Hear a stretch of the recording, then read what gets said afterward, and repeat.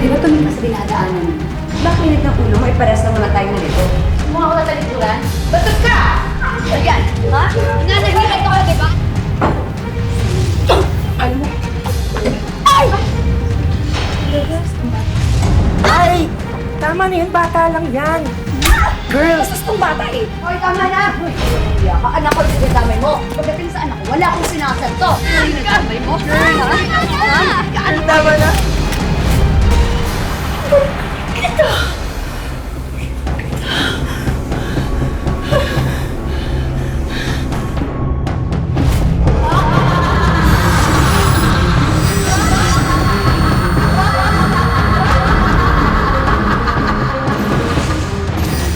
Yung mata ko, nahirapan ako. Yung paa ko, nahirapan ako humiga. Balisa ako, iba ang pakiramdam ko. Saan man ang gagamot, kinulang daw ako.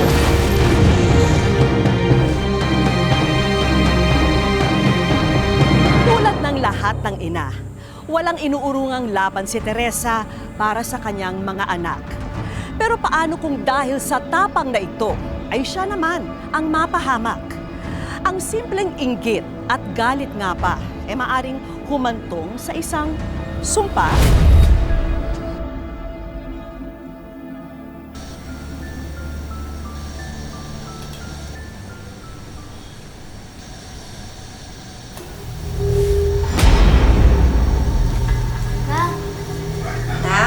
Totoo po ba itong kulam? Kulang?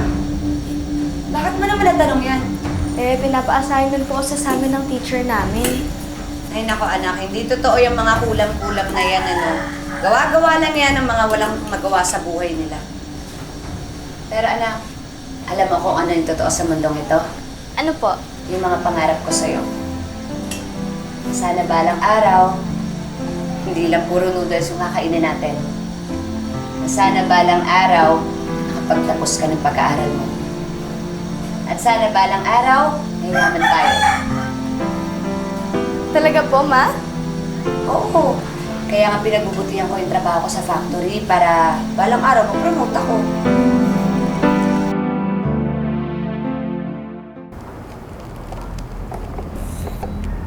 Nandito ako kasi meron ako special announcement.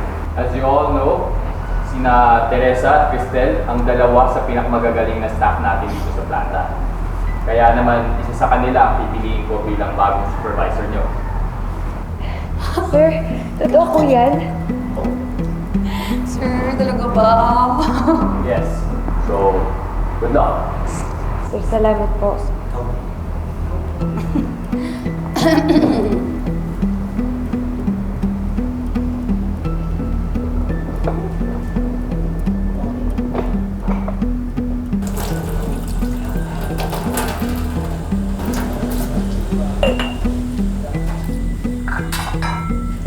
Ma? Di ba po sabi mo po masama po yung ugali ng Cristel na yun? Na matagal ka na po niya inaaway dun sa factory? Ma, baka naman po isabotahe ka niya. Alam mo na, ikaw dapat ang isipin mo, dapat swertehin ang nanay mo. Aba, kapag naging bisor ako, lalaki yung sweldo ko. E di hindi na kailangan magtrabaho ng tatay mo sa malayong lugar. Diba?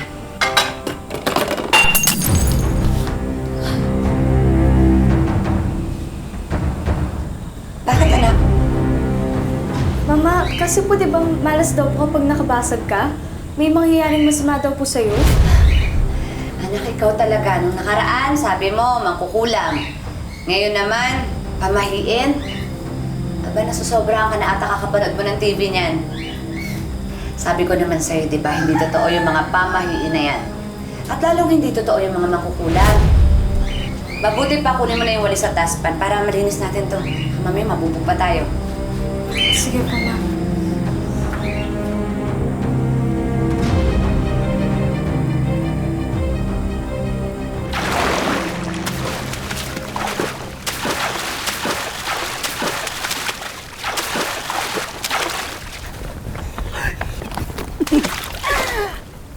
Hi, sir! Sir?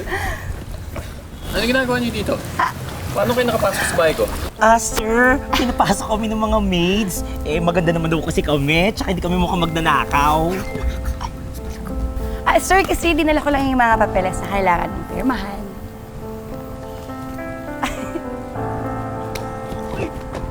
Actually, sir, alam mo, pinagluto kita ng lunch. Ayan. Masarap yan. Ako nagluto nito. Pwede natin kainin ng sabay. Kung gusto mo lang naman, sir, okay lang din sa akin. Masarap to. Cristel, I'm sorry. Pero ilang beses ko na rin to sinabi sa'yo. Gusto ko na professional ang relasyon natin. Whether sa loob or labas ng opisina. Mabuti pa umuwi na kayo. Sir?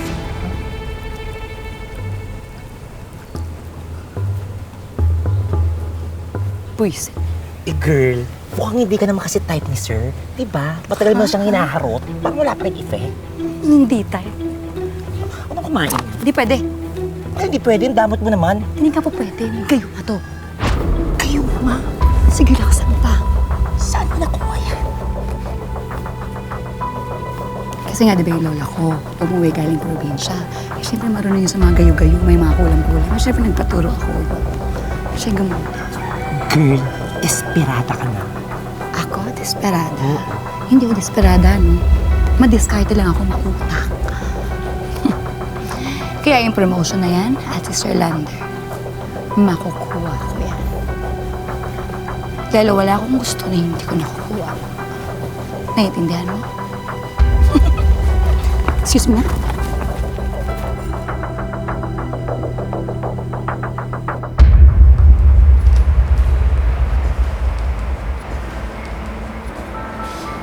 Uy, Teresa! Tapos lang kami mag-lunch at lahat. Hindi ka pa din kumakain? Traffic ka naman. Tama na yan. Kumain ka na. Nako, tatapusin ko lang itong mga inventory na to para naman hindi naman ma-disappoint sa akin si Sir Lander. Mas madi-disappoint ako kung may matay ka sa gutom dahil sa kakatrabaho. Ay, nako sir, okay lang po ako. Kailangan ko lang po talagang tapusin to. Kumain ka na muna, Teresa. Okay lang po, sir. Mauna. Ano po? Mamaya na yan. Samahan mo na lang muna ako sa kantin. Mag-lunch tayo. I-discuss na rin natin yung sales projection for next month. Sige ho. Tara na.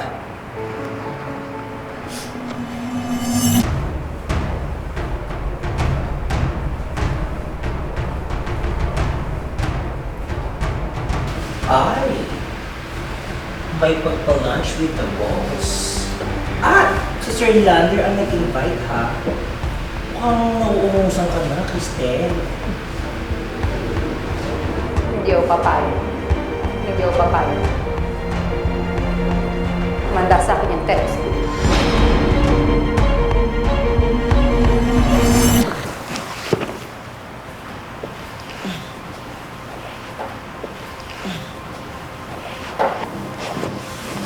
So, ano? Masarap ba yung kain niyo ni Sir kanina? Pwede ba, Cristal, nagtatrabaho ako? Alam mo, mukha nga eh. Sobrang sipag mo magtrabaho, pati si Sir tinatrabaho niya. No?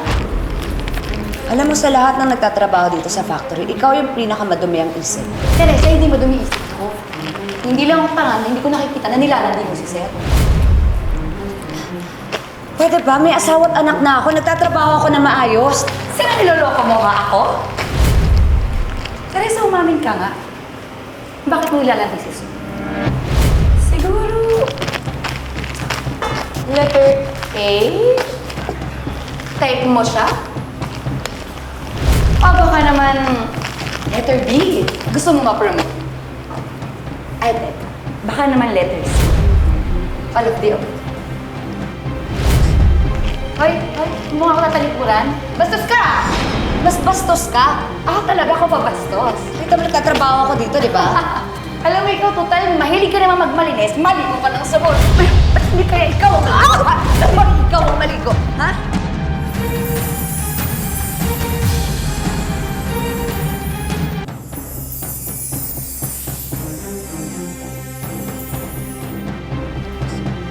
Hoy, mukha ko tatalikuran. Bastos ka! Mas bastos ka. Ako talaga ako pabastos. Kita mo nagtatrabaho ako dito, di ba? Alam mo ikaw, total, mahilig ka naman magmalinis. Maligo ka ng sabon. Ba't hindi kaya ikaw? Ba't ikaw ang maligo? Ha?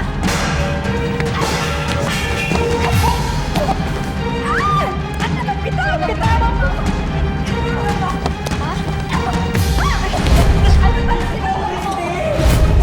Ano na naman to? Si Teresa po, sir, tignan mo, gusto ko lang naman siya tulungan, sir, eh. Nagmamagandang loob lang ako sa bigla niya kung binuhusan na sa pati mo ginawa niya sa akin, sir. Sir, nagsisinungaling siya. Nagtatrabaho ka na maayos dito. Kinugulo niya ako kanina. Pasensya na po kayo. Sir, tingnan mo naman yung itsura ko, kasi sinungaling. Oo nga, sir. Totoo yung sinasabi niya. Masama talaga yung ugali ng Teresa na yan. Yan lang kami nagsasalita. Masama talaga yung ugali niya. Tama na, tama na! Mukhang nagkamali talaga ako sa pag-consider sa inyo for promotion. I'm so disappointed with both of you. Lalo na sa'yo, Teresa. Sir.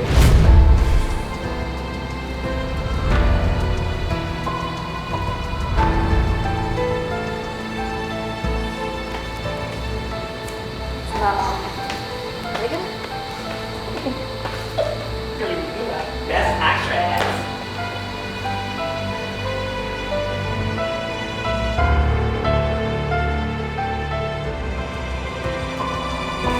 Mama, sabi ko naman po kasi sa'yo eh. Mas mapo talaga ako tungkol dyan sa Cristel na yan. Tingnan mo po, isasabotahe ka pa. Dapat talaga hindi ko na pinatulan yung babae yun. Kaya tuloy kay Sir Lander. Paano na yung promotion ko? Paano na yung pangarap ko sa'yo, anak? Ma, huwag ka pong papatalo. Tsaka may ilang araw pa naman po bago i-announce si Sir Lander kung sino po ipopromote niya, di ba? E di, ipakita mo po kay Sir Lander na mas karapat-dapat ka po.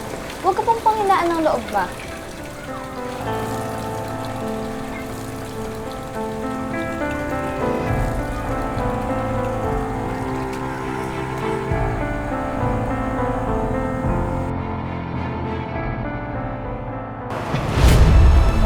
Tama.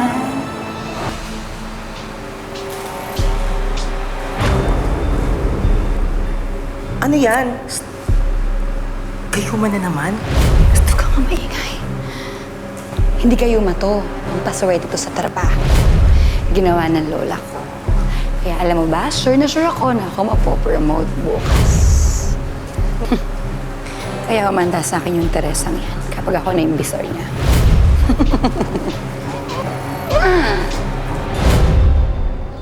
Pareho kayong dalawa magaling magtrabaho. Kaya naman nahirapan ako mag-decide kung sino ang pipiliin sa inyo. But I finally made up my mind last night. Congratulations.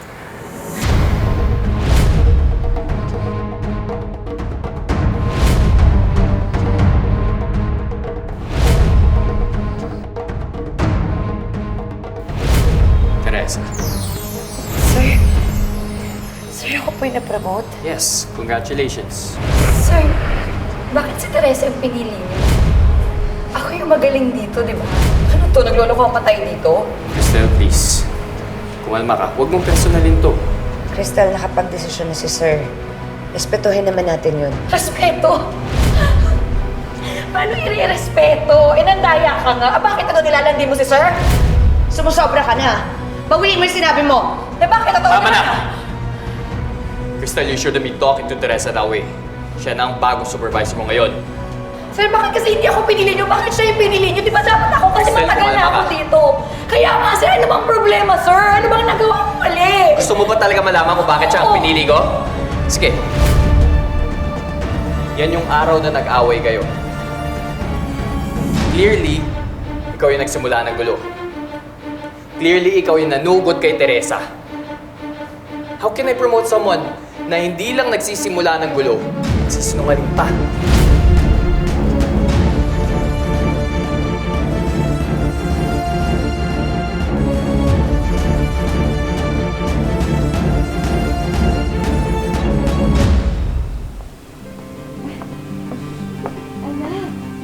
Mama!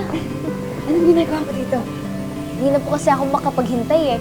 Kaya po, pinuntahan ko po kayo at nagdala po ako ng pagkain para po ma-celebrate natin yung promotion mo, di ba po? Eh po. Ikaw talaga. Sige, may kukunin lang ako. Babalik ka dito, ha? Hintay mo ako dito, ha? Sige po, Mama. Oh, Mauna na po ako? Oh, sige. Balik agad ako. Sige po. Sige yung babae niyo. Gaganti ako dito. Hi. Alam mo, ay! Hoy! Ano to? Nakita mo kukuha ko ng tubig, di ba? Pasensya na po, nabulunan lang po ako eh. Nabulunan ka? Ano bulunan? Eh, nauukaw ako. Gusto ko uminom. Pasensya na po talaga. Ang bata. Ay! Tinatalikuran mo ko. Nagsasalita ako, ha? Hindi po, sir. Ah, hindi. Masakit?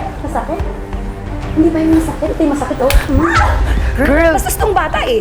tama na yan, bata lang yan. Eh, bastos na. Kailangan turuan ko ng leksyon. Hoy, tama na! Hoy! Anak, ano nangyayari dito? Anak. So, anak mo pala yan, Ma'am Teresa. Kaya naman pala manang-mana sa'yo. Diyos ko na. Ang galing ng manulot. Ang galing ng sumingit. Tama na, girl. Alam mo, pinangako ko sa sarili ko na hindi kita papatulan. Pero walang hiya ka. Anak ko, sinadamay mo. Eh, ba't di mo ako patulan? Bakit? Natatakot ka ba sa akin, Ma'am Teresa? Bakit ako matatakot sa'yo? Ganun, hindi ka takot? Tignan natin. Alam mo. Uy, ano ba yan? Ina! Ang Diyos ko po! Ano? Sige.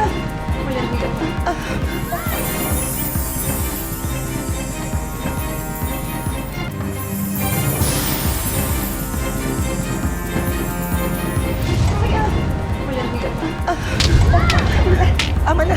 Ama na! Ama na!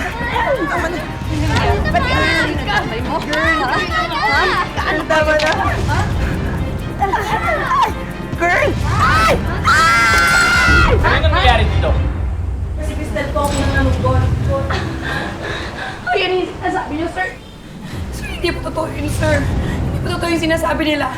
Huwag kayong magsinungaling kayo. Sir, di ba nakita mo ako yung nasa baba? Ako yung tinulak niya, sir, di ba? Wala akong ginagawa kahit ano.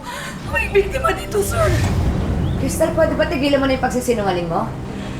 Suka na sa'yo lahat ng tao dito sa ugali mo. Alam mo, sumasawa. Tama na sabi!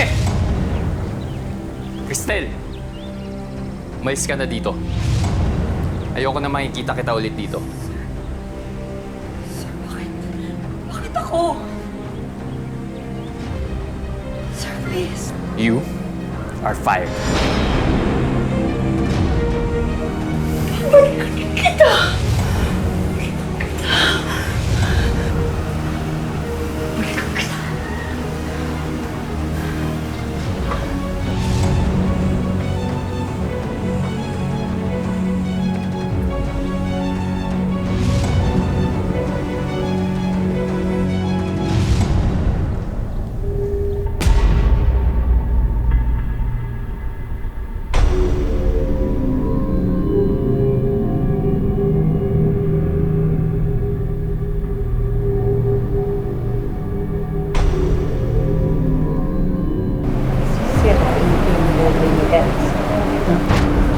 Dahil sinira niya yung buhay.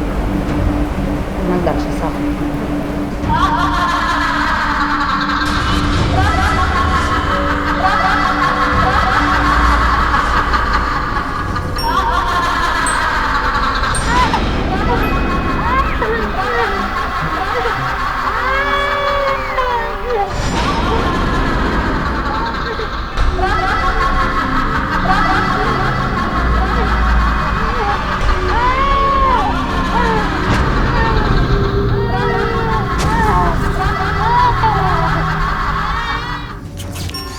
Sa paglipas ng mga taon, ang simpleng pananakit ng tiyan ni Teresa ay nauwi sa unti-unting pagbabago ng kanyang itsura.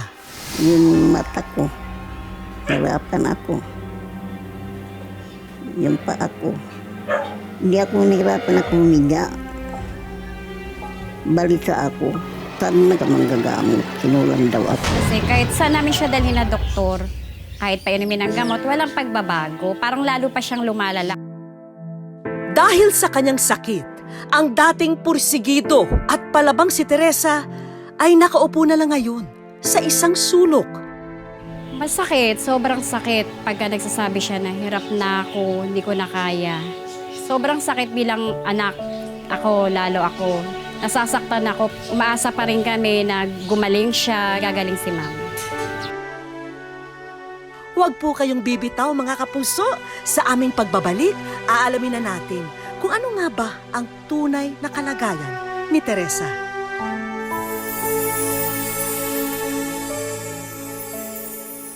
Wish ko lang, pangarap mo ay makamit. Wish ko lang, pag-ibig sana ay manaig. Wish ko lang.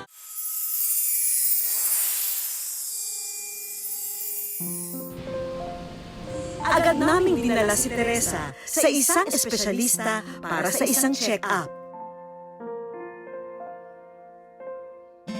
Bilang manggagamot, I'm not sure na kung nakulam siya, but definitely malayong sabihin. Ang pagmamanas ay pwedeng caused by chronic heart failure. Pwedeng cause din yun ng chronic kidney disease. Pwedeng ang pagmamanas ay dahil sa chronic liver disease o liver cirrhosis.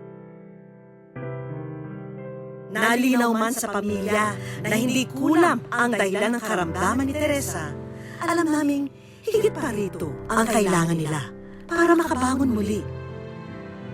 Hi, Nay! Nay, hello! Good afternoon po! Nay, alam po talagang dati inaalagaan niyo talaga yung pamilya niyo. Gano'ng kahirap po sa inyo ngayon na gusto niyo manggawin yon, hindi niyo po magawa. Gusto ko manggawin, hindi ko magawa kasi may sakit ako. Kahit maawa ko sa kanila na walang kumikilos, maglaba, ganun. May laman itong box na ito. Alam ko, isa lang ang wish niyong lahat. Makita? 1, 2, 3, go! Ayan, Nay, para sa inyo. Alam ko, ito yung pinaka-importante sa family niyo. Ito po, Hospital ng Malabon. Ito po isang medical assistance para sa mami niyo, si Nanay Teresa. Bukod sa pagsagot sa lahat ng magiging laboratory test ni Teresa, binigyan din namin siya ng bagong reclining chair, commode chair, wheelchair, at mga appliance. Mama, sira na yung higaan ko. May bago ka ng higaan. Nay, ito po, meron po kaming wish ko lang savings po para sa inyo. At para makatulong sa araw-araw nilang gastusin, isang tapsilogan at inuming pampalamig business din ang handog namin para kay Teresa. Sa atin, 1, 2, 3, sige, boys! Ayan! Ayan! Meron na kayong food store. Tapsilogan po para sa inyo. Makakatulong po ito sa inyo.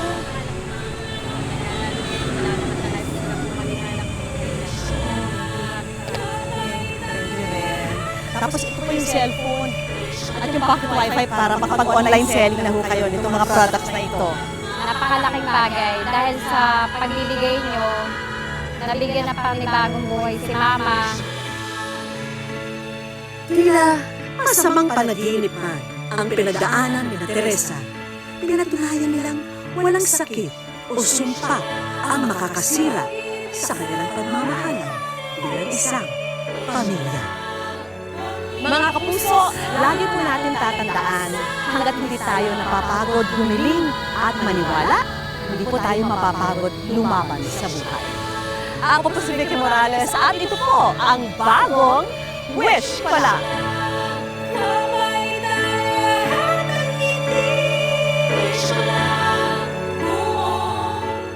Mga kapuso, oras na para saluhin ang iyong hiling. Sagutin lang ang tanong na nasa screen, i-comment sa Facebook page ng Wish Ko Lang, sundin ang instructions at maaari kang manalo ng laptop, smartphone at GLA Affordabox. Wish ko lang.